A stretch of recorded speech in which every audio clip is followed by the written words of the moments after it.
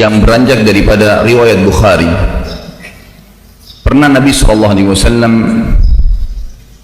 berbaring di rumah beliau pada saat ummahatil mu'minin radhiyallahu anhunna sempat meminta pada saat itu kenaikan nafkah, maka Nabi SAW menghajar mereka. Salah satu dari ummahatil mu'minin adalah Hafsah radhiyallahu anha, anak Umar bin Khattab radhiyallahu anhu.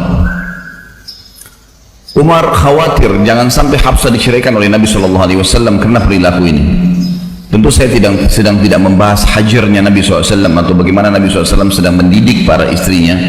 Tetapi Nabi SAW pada saat itu tidak bertemu dengan mereka, tidak mengajak ngobrol selama sebulan, yang masyhur dalam riwayat Bukhari, untuk memberikan pendidikan agar mereka bersyukur kepada Allah Subhanahu wa taala dan tidak membangkang terhadap hukum-hukum yang telah Allah terapkan. Umar bin Khattab mendatangi rumah Nabi SAW dengan niat ingin mencari ridho Nabi SAW agar jangan menceraikan Hafsah, karena Hafsah termasuk salah satu daripada tanda kutip otak permasalahan lahirnya permintaan naik nafkah dari para istri Nabi SAW. Waktu Umar bin Khattab masuk ke rumah Nabi SAW dan Nabi SAW lagi berbaring, tiba-tiba spontan waktu Umar bin Khattab masuk rumah Nabi SAW, tiba-tiba meneteskan air mata, menangis karena melihat kondisi Nabi SAW. Rumahnya sederhana sekali, hanya ada beberapa perabot, dan beliau SAW tidur di atas sebuah tikar. Tikar ini ada bolongnya sehingga membuat sisih tanah di rumah Nabi SAW, karena zaman dulu nggak ada keramik, tanah saja, itu sempat ya, menyentuh sisi kanan tubuh Nabi SAW dan mengotori baju beliau. Sambil beliau pun tidur tidak menggunakan bantal karena meletakkan telapak tangan beliau saja di bawah pipinya.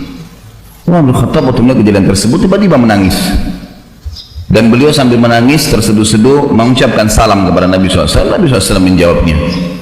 Lalu tiba-tiba Umar juga berkata, ya Rasulullah, dia tidak bicarakan lagi masalah anaknya nih, melihat prihatin keadaan Nabi SAW begitu.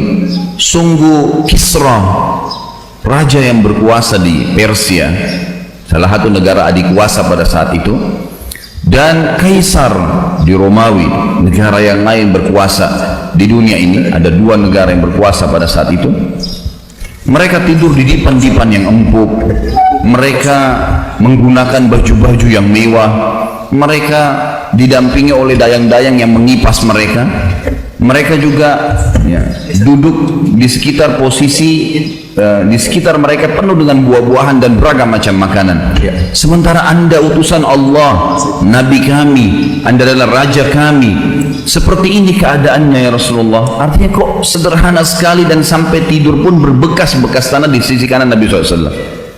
Perhatikan apa yang Nabi SAW jawab, teman-teman sekalian, dan ini yang menjadi pemicu awal kenapa kita bahas masalah kalimat yang saya bilang rahasia nanti.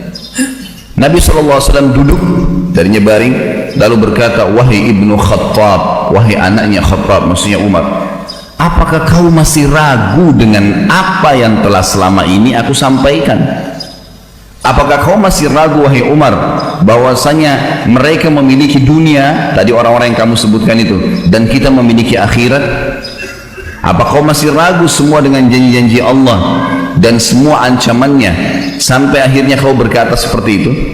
Ketahuilah wahai ibnu Khattab, Islam ini akan sampai ke seluruh pelosok muka bumi ini, baik dengan kemuliaan atau dengan kehinaan. Maksudnya akan masuk Islam orang yang mulia, dan yang menolak pun akan dengan terhina masuk ke dalam Islam. Akan masuk akhir zaman nanti seperti itu.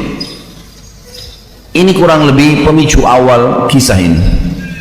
Juga yang lainnya adalah riwayat Bukhari, Khabbab bin Arat radhiyallahu anhu, sahabat Nabi yang mulia, seorang mantan budak di Mekah dulu, datang kepada Nabi SAW di Mekah, mendekati beliau. Beliau lagi di depan Ka'bah, kemudian menggunakan jubahnya sambil berdoa kepada Allah Azza wa Jalla.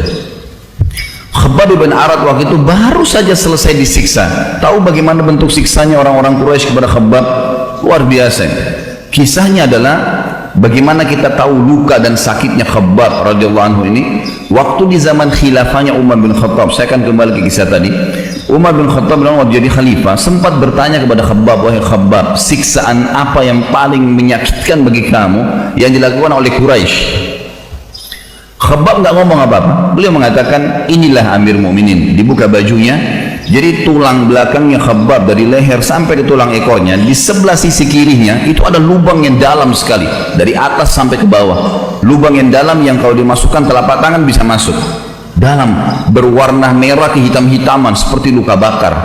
Dan ini sudah berjalan sekian tahun ini, sudah sekian belas tahun terjadi ini. Umar bin Khattab itu langsung menangis. Teteskan air mata sedih melihat apa yang mereka lakukan dengan kau hai Khabbab sampai seperti ini tubuhmu. Maka Khabbab berkata, wahai Amir Mukminin, waktu awal-awal Islam diiklankan dan saya termasuk penganut awal Islam, mereka orang-orang Quraisy membuka bajuku, kemudian meletakkan batu-batu yang runcing dan tajam di padang pasir yang sengaja mereka tancapkan di dalam tanah dengan kokoh. Kemudian badan saya, kedua kaki saya dipegang, kedua tangan saya lalu saya diseret dengan cara keras di atas batu-batu tajam tersebut sampai akhirnya belakang saya bolong seperti ini. Waktu masih netesin darah baru selesai disiksa seperti itu. Di Mekah, ya, Khabbab bin Arad datang kepada Nabi SAW. Nabi SAW lagi di depan Ka'bah, mengatakan, ya Rasulullah, dibuka bajunya, lihat nih perilakunya orang Quraisy, luar biasa nih penyiksaannya, tidak ada orang yang disiksa seperti saya gini, tapi alhamdulillah masih hidup. Lalu kemudian dia maksudnya berkatalah Khabbab, ya Rasulullah, mumpung anda di depan Ka'bah, anda seorang utusan Allah, mintalah agar Allah memenangkan segera agama ini. Apa kata Nabi SAW? Wahai Khabbab, innakum qaumun tas'ajilun, sesungguhnya kalian kaum yang buru-buru. Wahai Khabbab, demi zat yang ubun-ubunku dalam genggamannya, Allah Azza wa Jal akan memasukkan agama ini ke seluruh pelosok muka bumi ini, baik dengan kemuliaan atau dengan kehinaan. Pasti orang akan masuk menerima agama ini karena kepintarannya, kecerdasannya, atau dia akan masuk Islam dengan terpaksa pun nanti di akhir zaman.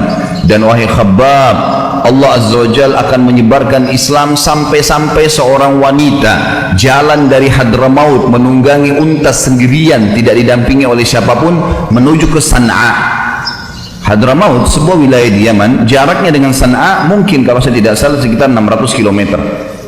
San'a ibu kota Yaman, sampai sekarang masih ibu kota. Dan dulu antara Hadramaut dengan San'a ini teman-teman sekalian terdapat puluhan suku, semuanya perampok.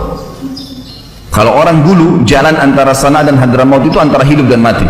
Kalau dia lolos dari satu suku yang akan merampoknya, maka dia akan ditangkap oleh suku yang lain di depannya. Setiap suku yang dilewatin pasti akan merampok, dan tidak ada yang selamat antara dua wilayah ini. Nabi SAW berikan contoh, wahai Khabbab, nanti akan tiba Islam masuk seluruh jazirah Arab, seluruh dunia ini, sampai-sampai karena tersebarnya Islam itu, seorang wanita jalan dari Hadramaut sendirian menunggangi unta ke San'a, dan tidak ada satupun yang mengganggunya serta dia tidak takut kecuali kepada Allah. Kata Khabbab, demi Allah saya menyaksikan sendiri, ya, karena Khabbab hidup sampai di zaman Nabi Umar bin Khattab, zaman Khulafaur Rasyidin. Maka kata Khabbab, demi Allah saya menyaksikan apa yang Nabi SAW ucapkan itu, wanita jalan dalam kondisi tidak ditemani, ya, jarak yang begitu jauh tapi aman, tidak merasa